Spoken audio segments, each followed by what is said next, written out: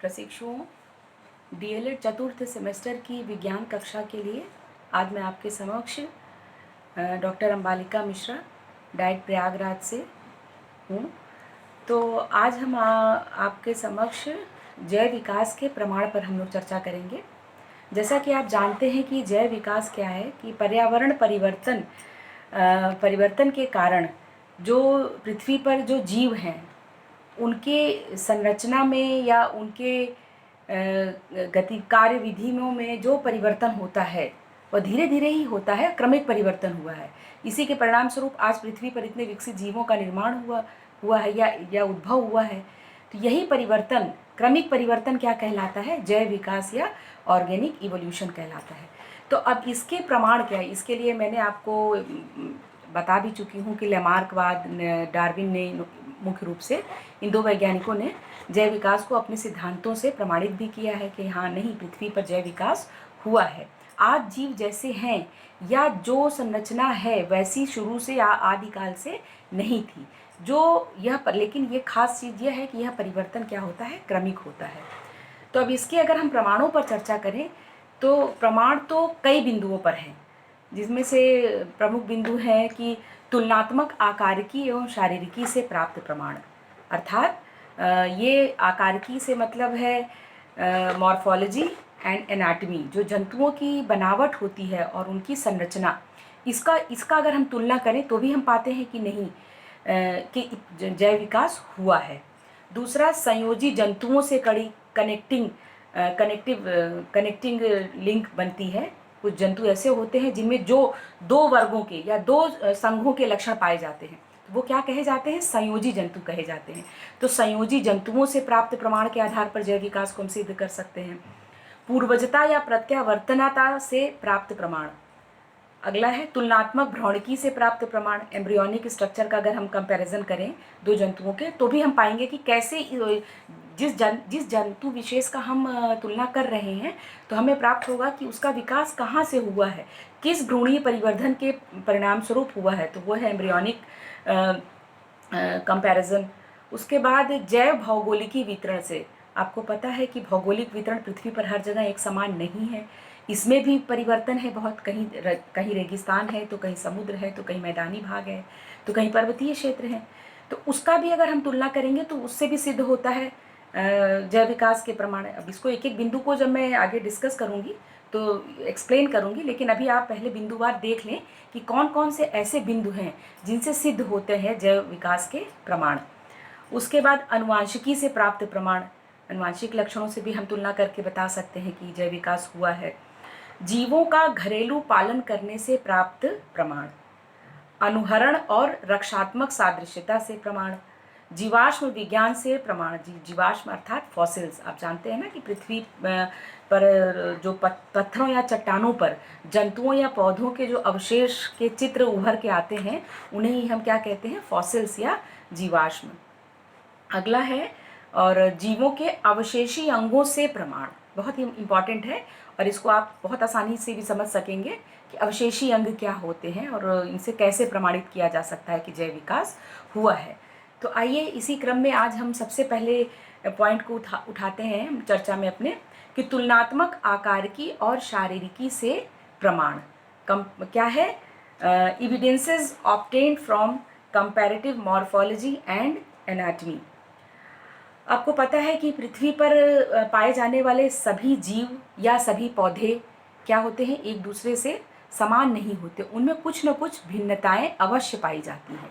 लेकिन इसी के सापेक्ष हम एक चीज़ और अगर गौर से देखते हैं तो हम ये पाते हैं कि इस विभिन्नता के बीच में भी किन्हीं दो जंतुओं या किन्हीं दो पादपों के बीच कुछ अंग इस तरह से होते हैं जिनके में समानता होती है। अब यह समानता देखिए दो प्रकार से हो सकती है, या उनकी बनावट में समानता हो या उनके कार्य में समानता हो। तो इसी आधार पर हमने मॉर्फोलॉजी एंड एनाटमी दोनों की बात की है।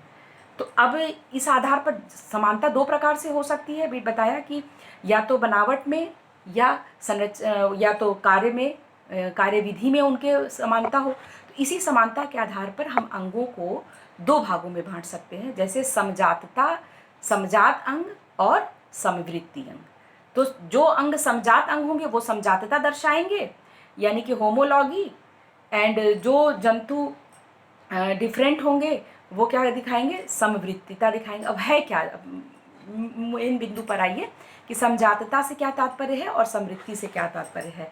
तो रिचर्ड ओवन नामक वैज्ञानिक ने सबसे पहले समजातता और समवृत्ति का अवधारणा दी थी। इसमें क्या है कि समजात, जैसा कि नाम से लग रहा है कि कहीं ना कहीं उनकी मूल में समानता है।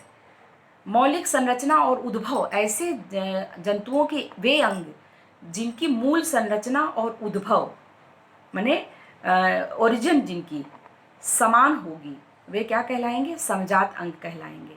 और इसी के विपरीत समवृत्ति क्या होगी, जिनकी मूल संरचना और भ्रूणीय परिवर्धन अलग होगा लेकिन बाह्य संरचना और कार्य में वे समान होंगे, वे क्या कहलाएंगे, समवृत्ति अंग। तो अगर अब हम इनको उदाहरण से देखेंगे तो और स्पष्ट होगा कि समजात अंगों पर हम पहले बात करते हैं। समजात अंगों में देखिए, कशेरुकी प्राणी आप जानते हैं, ऐसे प्राणी जिनमें इनके कशेरुक दंड पाई जाती है। तो कशेरुकियों में जो अग्रपाद होता है, यानी कि आगे का पैर कह लीजिए, फोर लिम्ब, या हम मनुष्य हैं तो हम हाथ कहते हैं, लेकिन वो है तो फोर लिम्ब ही, अग्रपाद उनको कहेंगे वैज्ञानिक भाषा में, तो फोर लिम्ब ही है वो। तो अगर हम वेल फिश का देखें, वेल भी देखिए कशेरुकी है, फ्रॉग, घोड़ा, हॉर्स का, लायन का, ह्यूमन का, बैट, चमगादड़ का या बर्ड का, इन सब के अगर हम अग्रपादों की तुलना करें तो हम ये पाते हैं कि इनमें जो हड्डियां हैं या इनका जो एम्ब्रियोनिक डेवलपमेंट है, यानी कि भ्रूण के किस भाग से ये अग्रपाद बना है, तो इन सब में, वेल में, घोड़े में, मेंढक में, चमगादड़ में, मनुष्यों में, ये क्या रहेगा, समान रहेगा, उसमें कोई परिवर्तन नहीं है। लेकिन कार्य में ये फर्क है।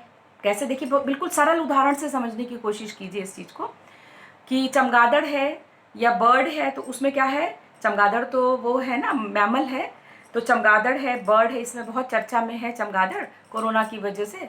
तो आप उसके अग्रपादों की अगर देखेंगे तो क्या है कि उड़ने के लिए वो रूपांतरित है या काम करते हैं। लेकिन और मनुष्यों में अग्रपाद, जो ह्यूमन की अगर हम अपनी बात करते हैं, ह्यूमन बींग्स की, तो उसमें अग्रपाद क्या है, वो हाथ है, काम करने के लिए, भोजन ग्रहण करने के लिए, मूलतः क्या है, भोजन करने के काम आता है। और घोड़े में चलने का काम, चौपाया जो टेट्रापोड्स होते हैं उनमें क्या है, चलने के काम आ रहा है। वेल फिश है, तो इन सब में क्या है, हम ये देख रहे हैं कि जो फोर लिम्ब है, अग्रपाद है, वह मूल संरचना में और भ्रूणीय परिवर्धन में, यानी कि उनमें हड्डियां जो हैं, मूल संरचना से क्या तात्पर्य है कि वो किन किन हड्डियों से मिलके फोर लिम्ब बना है। तो उसमें अगर हम देखेंगे तो मोर और लेस सेम ही है, जैसे रेडियोअनला है, कार्पल्स है, मेटाकार्पल्स हैं, और बोन्स ऑफ द फिंगर, अंगुलियां, अस्थियां जिनको कह सकते हैं हम, फिंगर की जो बोन्स होती हैं वो क्या हैं, वो सब में पाई जा रही हैं।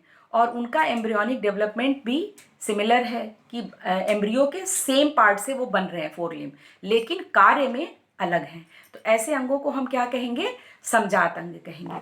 अब इसी के विपरीत अभी मैंने आपको बताया समवृत्ति अंग, तो इसको भी आप उदाहरण से देख लें, और मेरे ख्याल से ये उदाहरण काफ़ी पर्याप्त होगा समझने के लिए। एक और उदाहरण देख लेते हैं हम, कि कीटों के मुख उपांग, कीड़े होते हैं ना, उसमें माउथ ऑर्गन्स होते हैं। देखिए क्या है कि किसी में रस चूसने के काम आता है, किसी में ब्लड चूस रहा है, और किसी में मतलब फूलों का रस चूस रहा है, जैसे मधु तितली है तो क्या है, उसका माउथ ऑर्गन जो होगा वो अलग, इसका फंक्शन होगा, लेकिन और इंसेक्ट का अलग होगा, मच्छर का अलग होगा, किसका, माउथ ऑर्गन, लेकिन कार्य अलग है, लेकिन इनकी मूल संरचना और इनका ओरिजिन, एम्ब्रियोनिक डेवलपमेंट, वो क्या है, सेम है। इसलिए हम इसको भी क्या कहेंगे, समजात अंगों में मानेंगे। अब अगला है समवृत्ति अंग। अगर हम समवृत्ति अंगों पर बात करें, यानी कि समरूपी, उसमें क्या हमने पहले क्या बताया था आपको, कि जो मूल संरचना और भ्रूणीय परिवर्धन में अलग होते हैं लेकिन समान कार्य के लिए उपायोजित होते हैं, वह क्या कहलाते हैं, समवृत्ति अंग। उसी का जस्ट उल्टा है ये।